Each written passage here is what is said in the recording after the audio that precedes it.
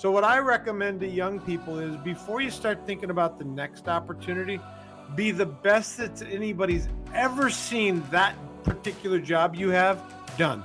Nobody should ever be able to do the job you have better than you are currently doing it. And that's how the next job comes. What's going on, all you Keep the Changers? Thank you so much for joining us once again for an issue of leadership in the dealership. Hey, I'm just so excited about this particular conversation that I get to have with this gentleman.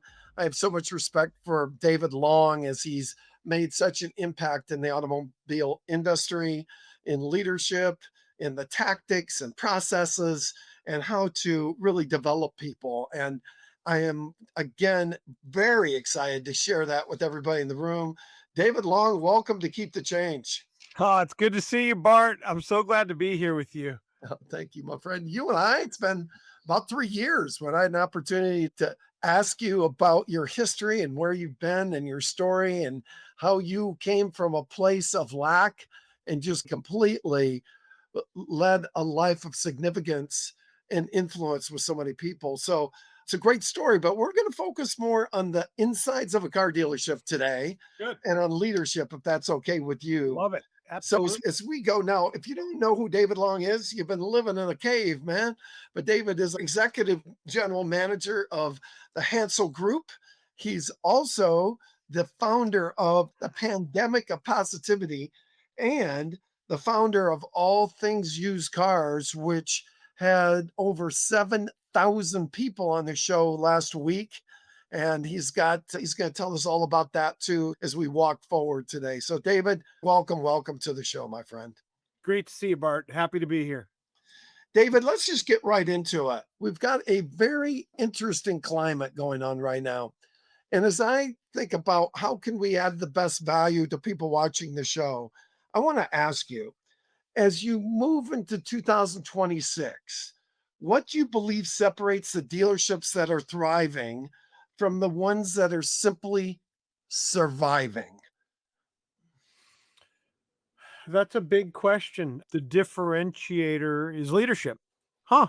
Look at that. What a concept. Wow.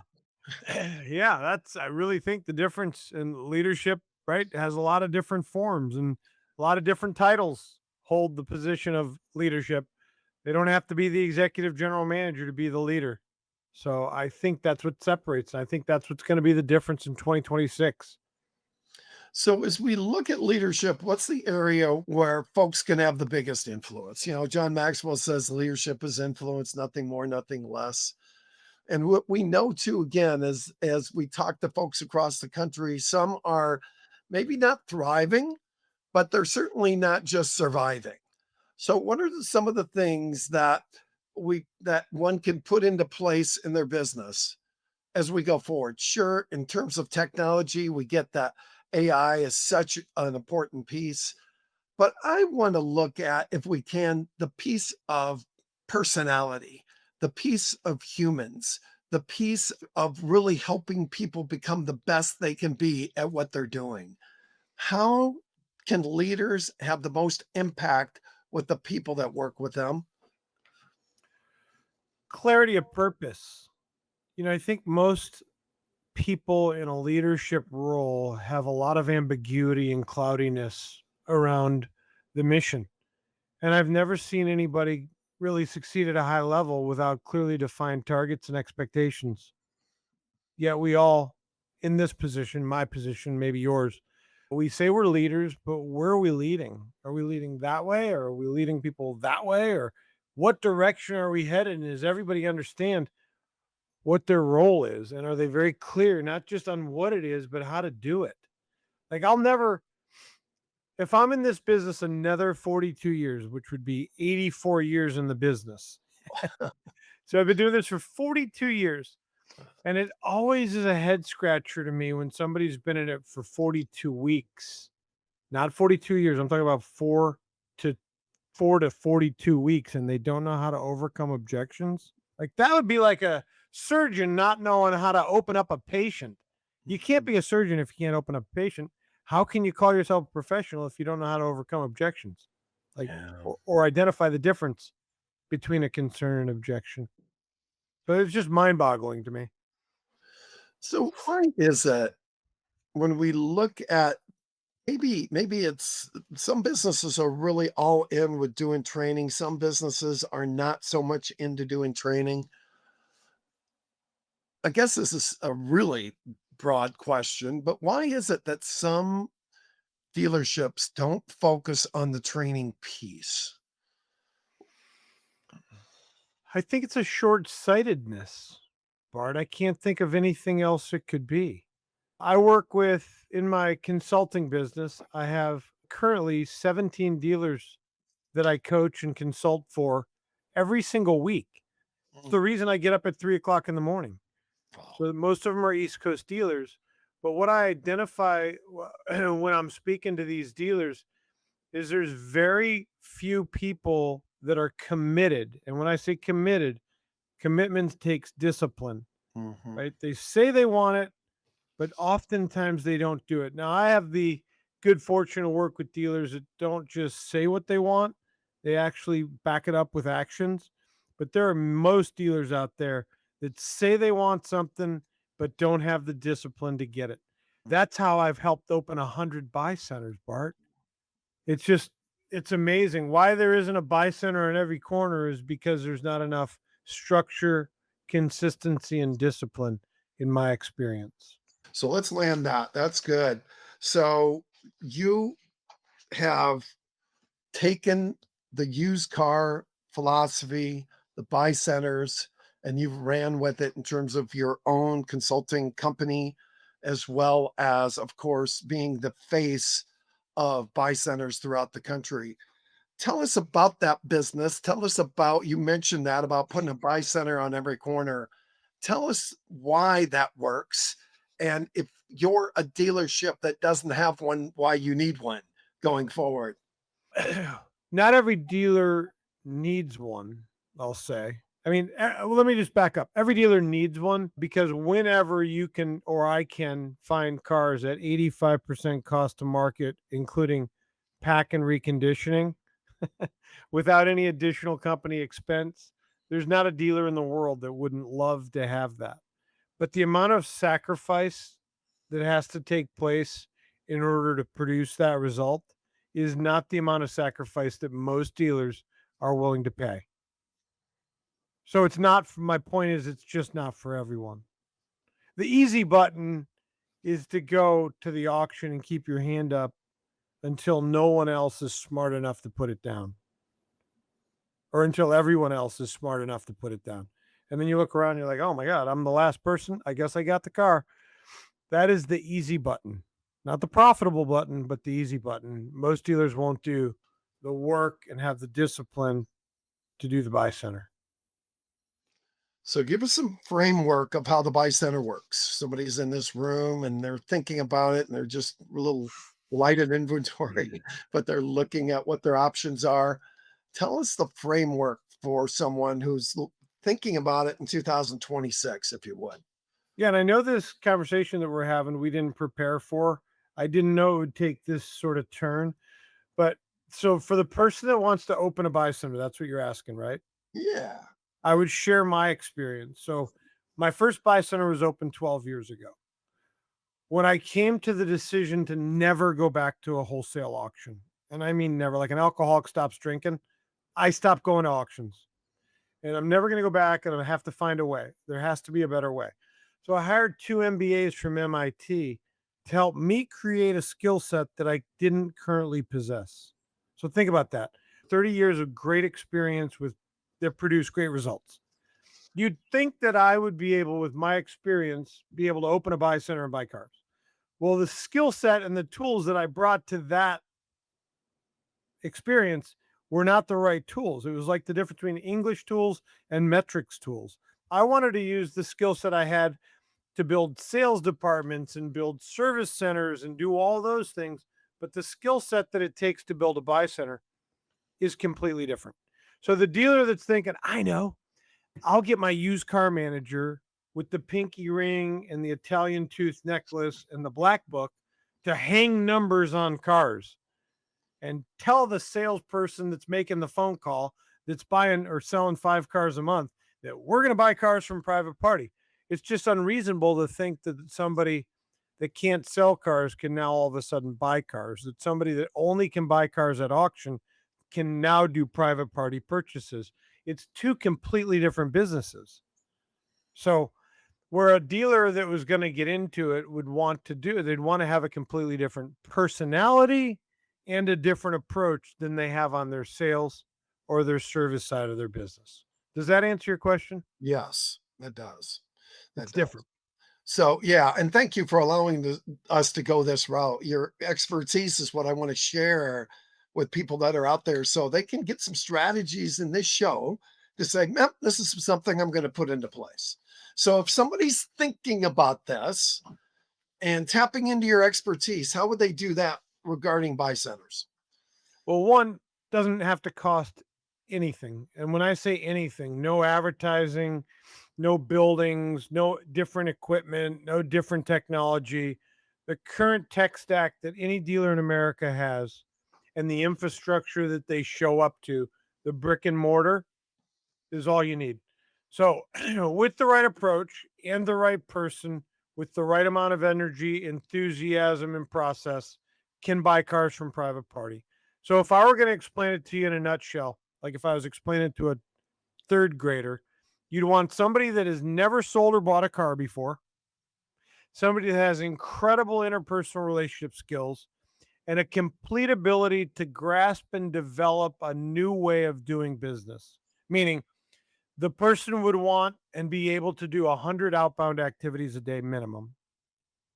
They need to talk to 30 to 40% of those outbound activities, which requires long term follow up. And they need to have and possess a skill set to be able to give offers over the phone. And now there's dealers out there that go, I'm never going to let somebody give an offer over the phone. Okay. You're ideally suited for an industry that no longer exists. Keep telling people they have to come in and their presence is their power and that you can't give them a number until you see their car. And let me know how that works out for you because it won't work out very well or for very long. Why? Because there's too many dealers out there now that you could ring up. Or better yet, Bart, I could go on my phone and get a number in 5 clicks. So if you're the dealer calling somebody that wants to sell their car private party and you're the person telling them, get them in, get them in, get them in. We can't tell them what their car's worth till we see it. You've already lost the game of private party acquisitions. Now, there's a lot of nuances that go into that so that you position yourself to buy 30 to 50 cars per person per month. That's where, hiring David J. Long Consulting would come in. But if you're just trying, if you just want to buy, if you just want to buy a few cars, get on Craigslist or Facebook Marketplace and call people and give them offers over the phone, and you'll be 10 steps ahead of the competition. Okay. So Matt, you open this up. Let's go. so, so talk to me. Talk to me. I'm brand new, man. I want David J. Long Consulting to help me set this up. How do I do it? What do I do? What's my next step? Well, I work by referrals and recommendations only. That's my hobby. Well, that's my hobby, right? So I used to coach youth sports. I no longer coach youth sports. Now I do that as my hobby. I do it at 4 o'clock, 5 o'clock, 6 o'clock in the morning. I got 17 dealers I work with outside of this job every single week in order to help them identify their opportunities to buy private party vehicles. So if you were looking to hire David J. Long Consulting, it would probably be February or March of next year till I had an opening. But that consulting arrangement would look like this. We would meet once a week. You'd get a playbook. You'd get all the training videos. You get all the coaching. You'd get the hiring guide. You get the coaching guide. And you get me 50 minutes a week. That's what it would look like. Right on. That's great. Now, tell me about the training videos. What have you put together? What's that? It's a whole LMS of Well, everything, every outbound phone call, every inbound phone call, every word track, the process in person, the process over the phone, how to appraise the whole bit. Every single thing you could think about is in the videos, and they're all 3-minute videos. Fantastic. Right. Yeah. Well, thank you for sharing that. Now, Sure. again, let's do it in the middle here. If somebody wants to reach out for you about this in February or March, how they get a hold of you? They can go to my website, which is davidjlongconsulting.com, or they could, and I don't know if it'll be on the screen, they could text me or find me on any social media channel that you could find, or they could come to my Friday morning All Things Used Cars, where we have 7,000 members and 600 people live on the show every Friday morning at 6 a.m. Pacific Standard Time on Clubhouse. There you go. So there you are. Mhm. So now we've got some strategy. Guys sitting at home, he's thinking, man, I got to think about this next year. I just do. I'm just concerned about my business model. But I'm gonna shift gears a little bit. We got you that plug, so that's good. We paid for your time. I What? wasn't thinking we were doing that. Oh, I didn't say yes so I could plug my business. dude, I we talked about this before we even started. I sent you 20 questions. I never send questions in advance, but I want to honor your time, right? So never did that. And then when I told you I sent you the questions, you said, "Oh no, I don't need the questions." I printed them, but I haven't read them yet, truthfully. Thank you. But I want to get back to it because I just we only get 35 minutes, man, and we've got like 15 minutes left. And I want a strategy that how many people report to you, David, in the dealership? Well, we have 500 people. Five My direct reports are my GSMs, my fixed ops teams, my parts, and my collision center teams. Yeah, perfect. That's it. And by the way, if you don't know, David has an opportunity to work with a guy named Henry Hansel, who, oh my gosh, every time I see that with you and the family, the teams, the incredible marketing you have, that's all based around family and love. It is so impressive. And it starts with Henry and Justin. And David, you're just such a perfect representative for those folks of how business should be done. And Look at that. My screensaver. oh, that's great. It's That's it's awesome. Henry and I. It's In 42 years, I've never worked for a dealer that's as focused and disciplined as that guy that uh-huh. I've enjoyed working for. And he's not easy. Oh I'll no. say it on camera. He is not easy. Yeah. But God, do I love working for him. Yeah. Well, yeah, and I remember that too, being so good at what he does, so respected by so many people. And I got a problem though, man. The guy's ageless. You and him both. There must be that Petaluma water that you're not Petaluma, you're in Santa Rosa, but the Santa Rosa water. That's what it's got to be. It's Henry. Let me tell you, he keeps me young. He keeps me on my toes for sure. Yeah. So let's flip in terms of leadership. You've had the pandemic of positivity that Yeah. you've laid the groundwork for. And I believe that's a nice segue into how to be a leader in 2026 that isn't just about beating people up. Yes, demanding's okay. Yes, encouraging it gotta have it. And yes, accountability is as an absolute definite, but talk to us about how the pandemic of positivity is an essential piece of being a leader in 2026. Tell us about the history and the direction of this in dealerships. Okay, so I'll just give you a quick. So I was standing in my backyard, and we just got done releasing every employee. It was when pandemic started, and they were on the news. People, truckloads of people that were passing, and like, it was just awful, right? Mhm. Well, for some reason, I'm standing there grounding, and I'm like, "Holy mackerel!" With all this negativity, I got to find a way to find some positivity, and that's when the pandemic of positivity was birthed. And from there, it's created. It's had a life of its own. There's even now a paw-demic of positivity. So it's about animals, and like it's the funniest thing ever. So it's all over the whole world, and you can see it on most social media channels and profile pictures. But it's all about finding a way to be kind, compassionate, and loving in a world that isn't so. Mm, And that's why it started. Now, since then, my new book is coming out. It's called Step Zero. And if you go to my website, David J. Long Consulting, you can register for one of those books. And when it's done, which will be the end of this year, next month or January, you can ask for a free copy. So, Pandemic of Positivity was where it started. Step zero is where it's gone. And step zero is all about having the right attitude, the right energy, and the right approach. And without those three fundamentals, there's not a process or a company in the world that can win at a high level. Hmm. Imagine a company that has a bad attitude. You can feel it when you walk through the door, right? Yeah, of course. Yeah. And it also plays out as it relates to the energy. Have you ever been in a retail environment where the energy is heavy?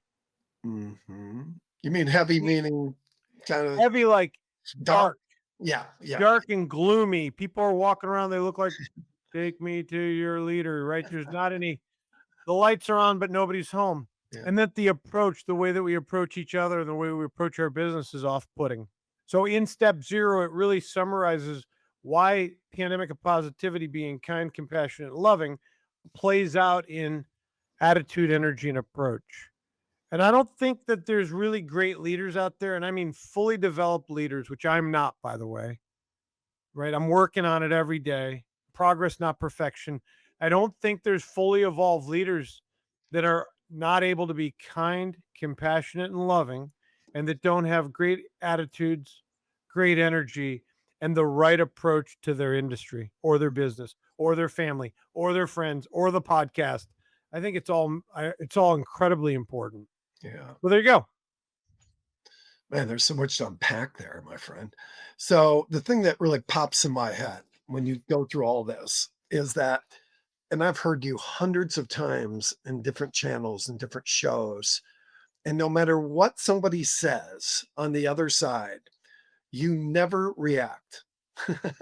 Now, you don't get people jabbing at you in these shows, but not everybody, not what everybody says is brilliant, but you find the goodness Hmm. in everything everybody says on your show. Somebody could say something that was way off putting, and you say, you know what, that was great. You find the goodness. This business that we're in, I've been in it 40 years, you've been in it one less year than me because you look a lot younger. But the business that we're in, this is a tough gig, man. I mean, it spits people out, right? It spits them out. And yet there's a certain number of people that just rise to the top because they're good people and they create these great cultures. And as the leadership coach, that's such a positive guy. A new leader's coming on and they want to be good at this. I guess the question is, what would you coach them with? How would you lead them to not be of the world about the darkness, but to be about light, to find the light in everybody? How would you coach them? Does that make sense, David? No, yeah, it makes a lot of sense. So I've been fortunate to surround myself with amazing people, you being one of them, Bart. David, You deliver great information in a really kind, clear, concise way. And I have, the lives of Borgeses of the world and I think just caring. Like, I yeah. believe that people are under the impression that caring doesn't mean we hold people accountable. And Mm, I think the opposite of, I think it's very uncaring to not hold somebody to being the best version of themselves. And I've been, quite frankly, Bart, there will be some people that have worked for me in the past that would believe that I would be really hard to work with. And it would be those people that didn't want to be held accountable. yeah, It would be those people that didn't want to show up as the best version of themselves. yeah, And there is no gray area. It's black or it's white. Like, we're stepping on stage, we're at Disney. Are you showing up as your best self? No, I'm just having an off day. You never see Mickey Mouse walking around with his head under his arm. Oh, I'm gonna go back to the underneath the Magic Kingdom. I'm having a bad day. Like, no, you're on stage, man. It's time to show. It's showtime. mm, And we can have a bad day, just not on stage. yeah, So, and I hold people to that standard. Why? Because I hold myself to that standard. mm. Like right now, this moment, two of my brothers are riddled with cancer, Oh, and it's not good. I'm so sorry. There's some things inside my life that you would not want to be experiencing. But guess what? My team sees me what? Positive. As the best version of myself. Yeah. Like, it's not that I don't show 'em my pain, it's not that I don't express it when it's appropriate, but when I show up and it's game time, they're gonna get the best version of me all day. Yeah. Well, you and I have a common history, right? Yeah. And I'm so proud of you, my friend, for what you've accomplished in your life. I came, frankly, from a much different place. I came from a car dealer and who would give me a car and I'd wreck the car and he'd give me another one, right? I mean, I love my parents, but I was not held to a standard, frankly. And I had to overcome that. I had to overcome that. And what I mean by that is I got addicted at a young age. And at 28 years old, I walked into a rehab center weighing 150 pounds with a cocaine habit of 5 grand a month because I was an entitled jerk. And the result of that was I walked into that rehab center and today I have 14,662 and a half days of sobriety, one day at a time. And I had to learn, though, to be a man and had to learn of what it means to be an adult in this planet. But sobriety and 12 steps of recovery helped me to do that. I even wrote a book on it called Keep the Change because I love the 12 steps. And the Keep the Change talks about the 12 steps, but it's the 12 steps as leadership lessons. Number one, what do we need to admit? Number two, make a decision. Number two, what do we believe? Number three, make a decision. The reason I'm saying all that is not a Bart plug, or you can get although you can get the book at keepthechangebook.org. Good. It sounds like a great book.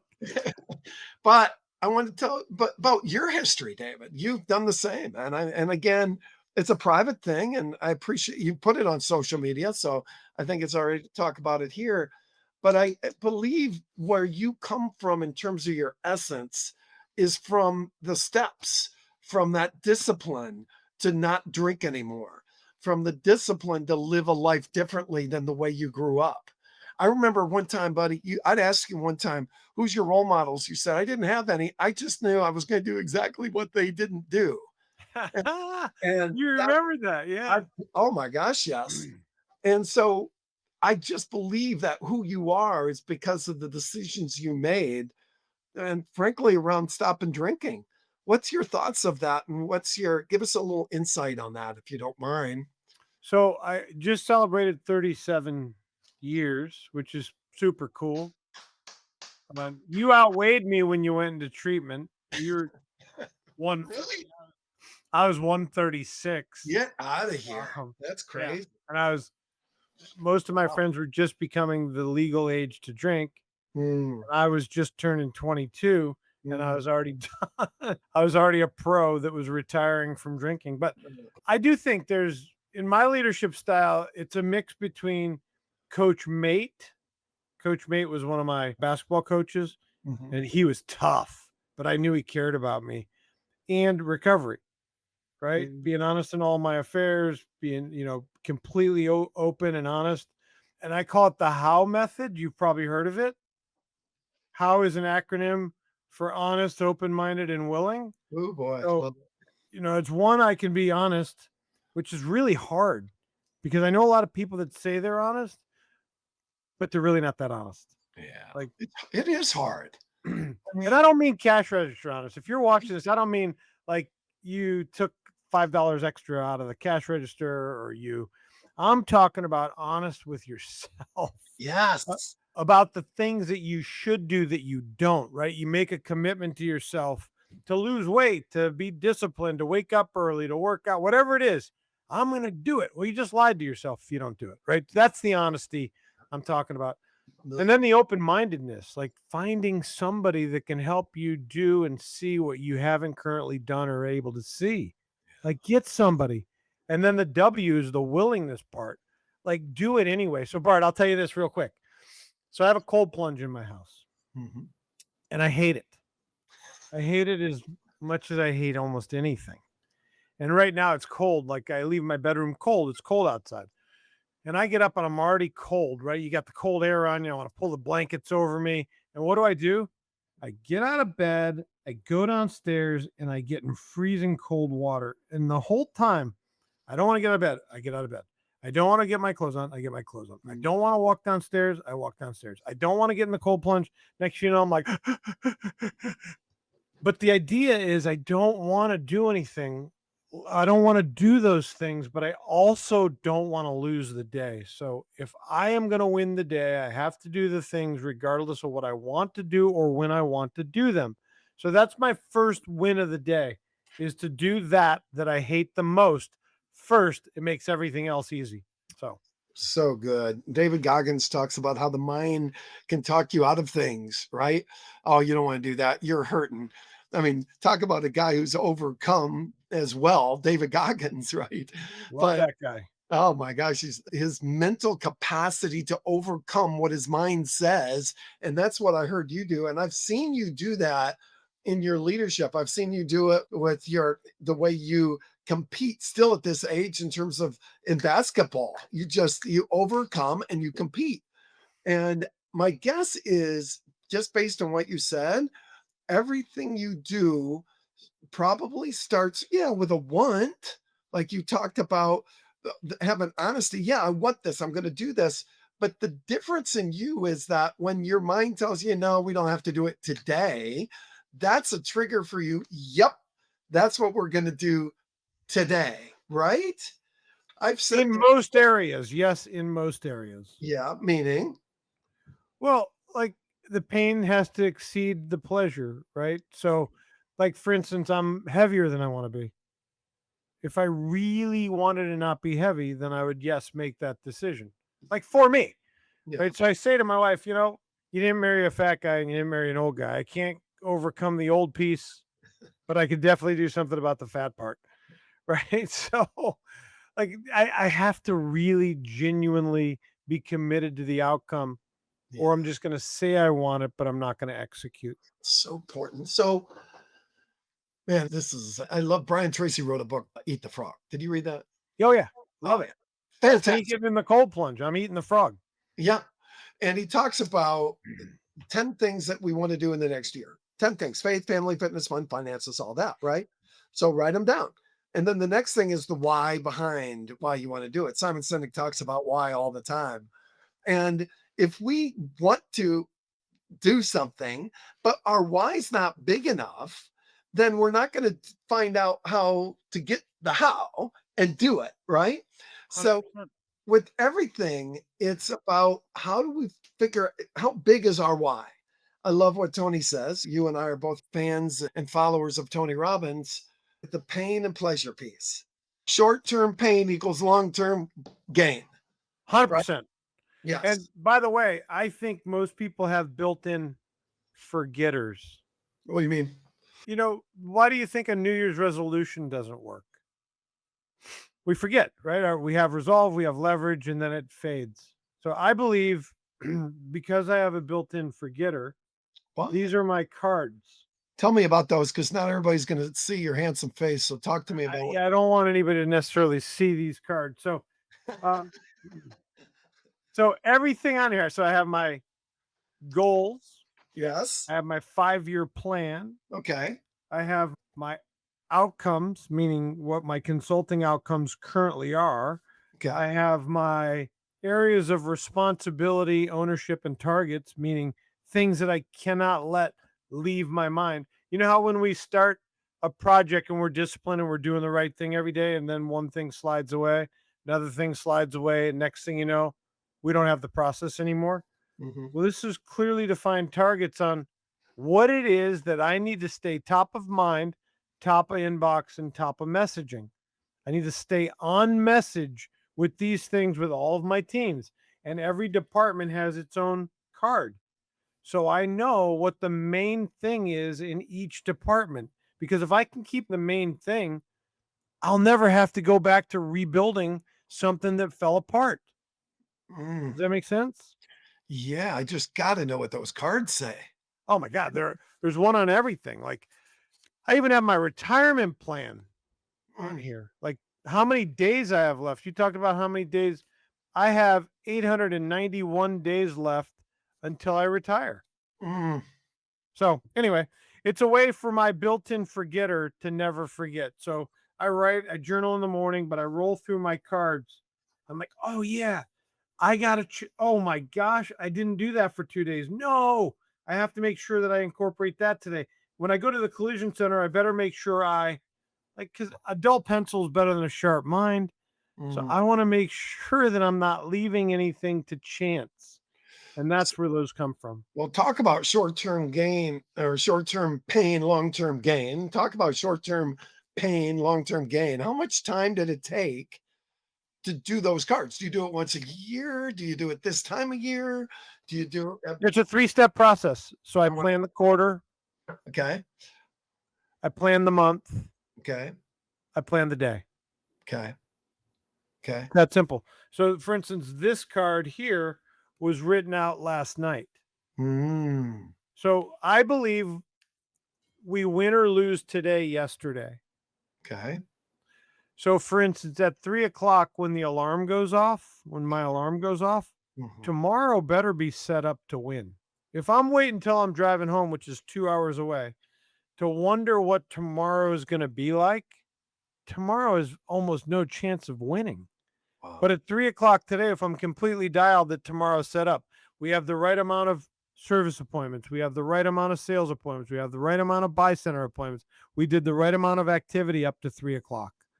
Why do I want to do it at 3 o'clock? Because if I don't, then I have 2 or 3 hours left to what?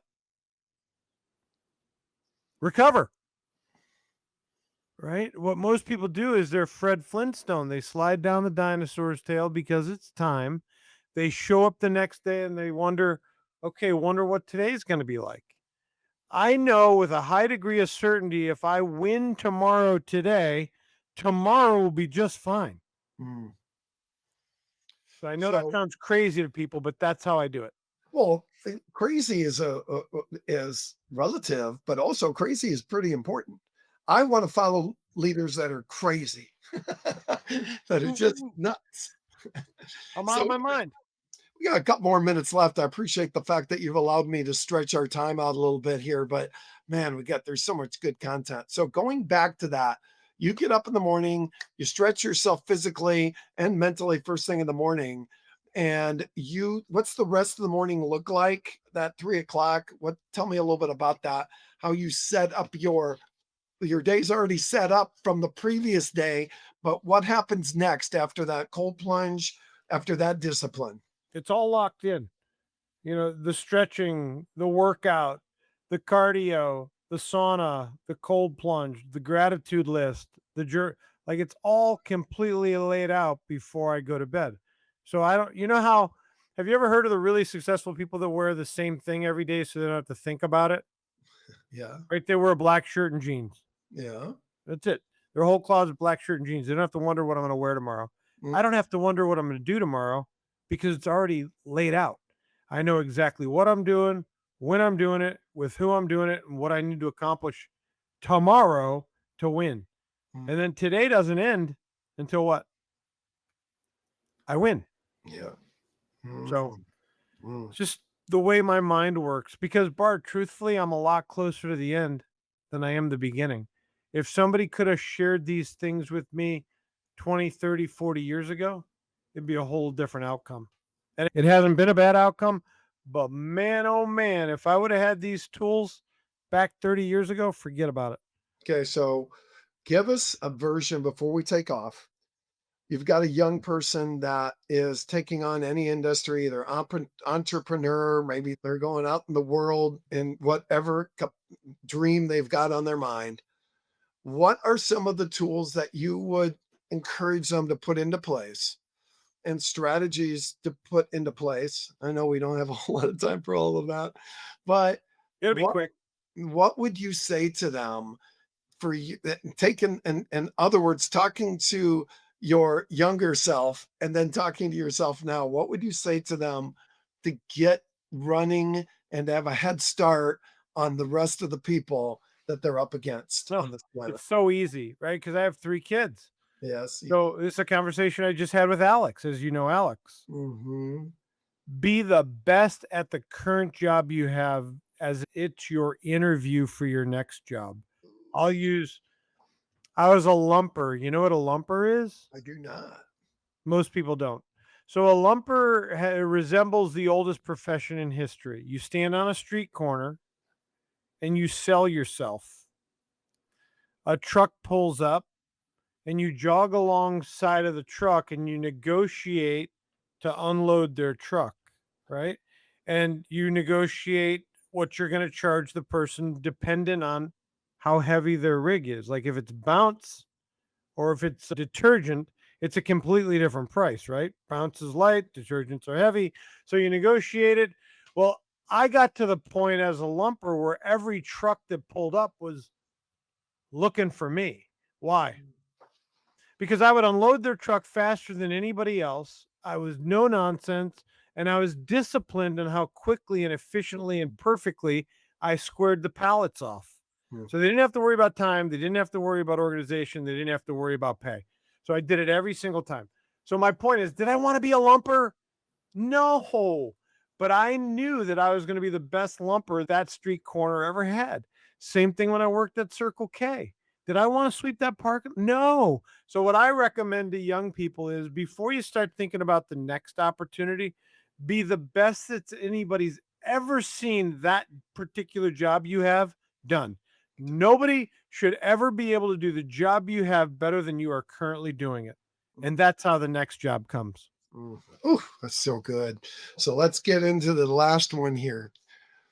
Managers and car dealerships, middle managers, whether it's sales, service, body shop, what is some advice that you're giving them and that you will give them for them to make a game changing difference? I love John Maxwell's The Five Levels of Leadership.